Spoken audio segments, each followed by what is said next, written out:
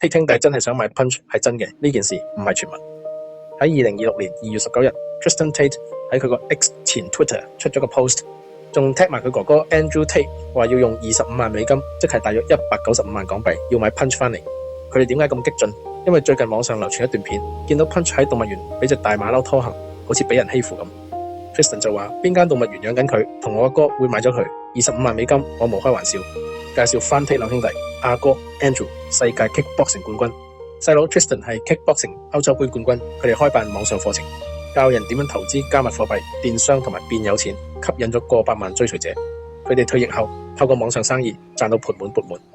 喺四川市動物園點講先？佢哋話見到大家咁擔心，即刻出聲明。原來大家見到 Punch 俾大馬騮拖行，其實係一種社交管教。真相係 Punch 當時想抗另一隻馬騮仔玩，點知人哋唔騷佢。人哋個馬騮老母見 Punch 咁纏人，就出手教訓嚇佢。專家話呢啲係馬騮群體生活嘅必經階段，馬騮都要學識睇人，眉頭眼額。呢啲體罰雖然人類睇落好慘，但對馬騮嚟講係學習規矩。傳聞又話 Punch 依家有大佬撐腰，真定假？冇錯，最新消息話 Punch 已經慢慢融入緊群體。雖然佢仲係會拎住嗰隻 IKEA 星星公仔份安全感，但已經有其他成年馬騮開始幫佢冠名捉失梳毛。